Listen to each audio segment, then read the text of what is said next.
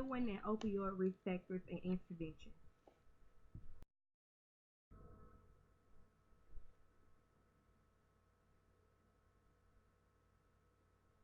The first risk factors for at-risk groups are age, sex, race, and household income.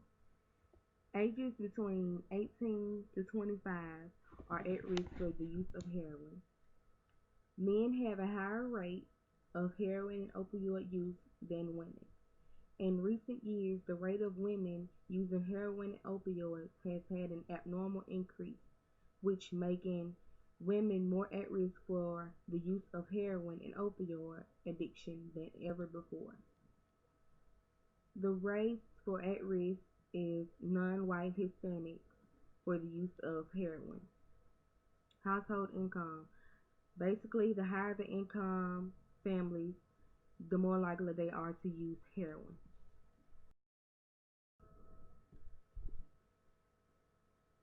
The first risk factor intervention for groups age, sex, race, and household income. First, to help prevent these at-risk groups along with others from becoming abusers of heroin and opioids, therapy should be available to those who have suffered childhood trauma. Those who have likely experienced trauma during their childhood are more likely to abuse drugs the older they get.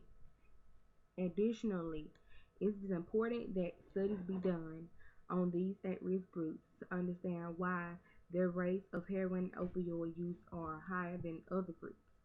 And understanding the why can help the health community come up with a preventative and treatment measures to treat these at-risk groups.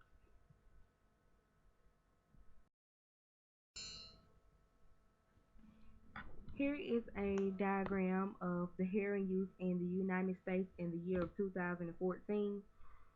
The number of people who have had heroin in the past year, which started using heroin in the past year, is at 178,000.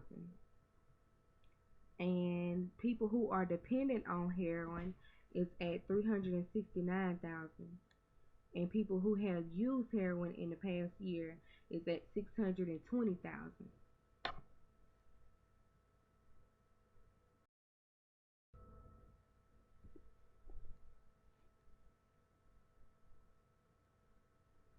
The second risk factor for at-risk groups are alcohol, marijuana, and cocaine abusers. Using one or more of these substances greatly increases one's chances of becoming a user of or an addict of heroin or other opioids. Users of alcohol are twice times more likely to use heroin. Marijuana users are 3 times more likely to use heroin. And cocaine users are 15 times more likely to use heroin or opioids.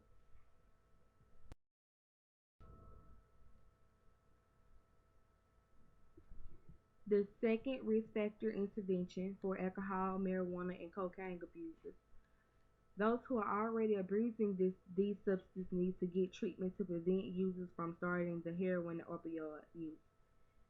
Treatments might include medication or therapy, which will be similar to treatment for heroin and opioid addiction. This treatment is meant to help addicts stop all substance abuse, and to prevent the use of new drugs or a relapse.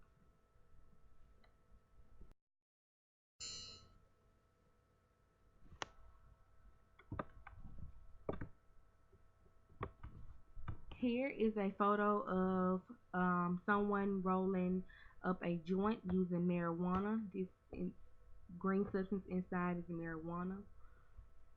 Here is a photo of alcohol, different sorts of alcohols. You have wine bottles, you have coolers or breezers as people like to call them, and you also have beer with beer cans.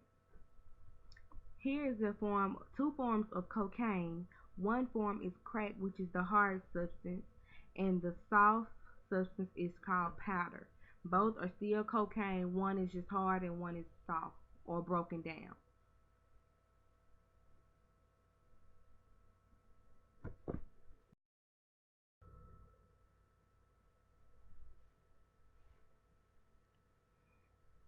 The third risk factor group for at-risk factors are babies whose mothers use heroin opioids during pregnancy. These babies are often dependent, they are born dependent on opioids and heroin, and they have to detox just like an adult to get rid of this addiction. This addiction can take up to 6 months to remove the substance from a baby's system.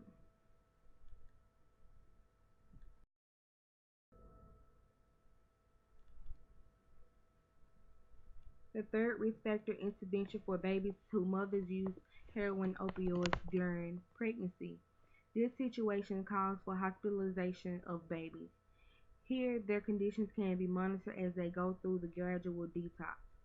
This usually includes prescribing the baby with morphine and other medications which assist in tapering the babies of heroin and opioids.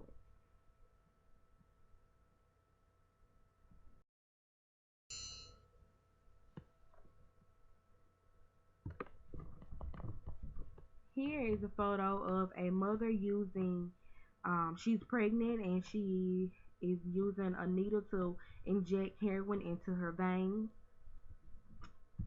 Here's a baby.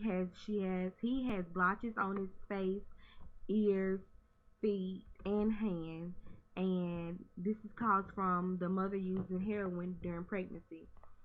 Also, a baby can be born with defects such as a missing body part, like such as the toe or finger or half of the ear bitten off, or the nose can be halfway attached to the face as well.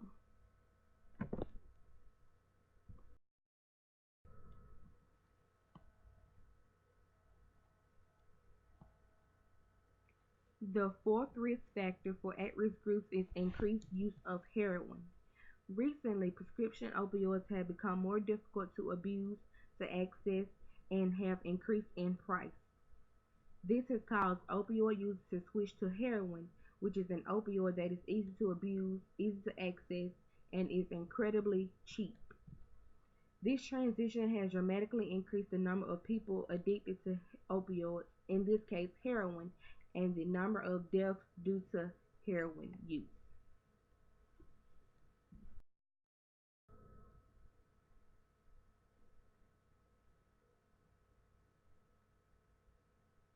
The fourth risk factor intervention for at-risk groups use increased use of heroin. There are three steps of prevention and treatment for the increased use of heroin. The first step to helping this epidemic is educating health professionals and limiting the prescription of opioids to patients. These should only be used if absolutely necessary due to their addictive nature. By reducing the number of people addicted to prescription opioids, the number of heroin users should decrease. In fact, people addicted to prescription painkillers are 40 more times likely to become dependent on heroin after the use of opioids. So once they get addicted to these opioids, some people move on to heroin, which is a stronger high. And the high lasts longer than opioids.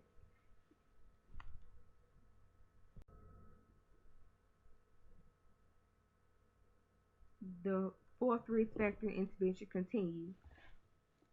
The second step for prevention and treatment is these individuals need to be able to access effective treatments. These treatments should include medication and behavioral therapy. Lastly, naloxone should be more readily available to areas with high concentration of heroin opioid users because it is able to reverse the effects of overdose and save lives. By preventing further mortality due to heroin and opioids, people will have the opportunity to get treatment.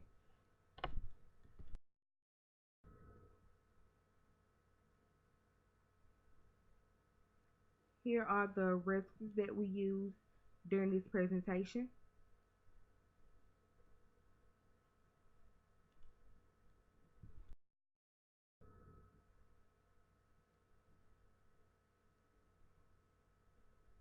The reference page continues.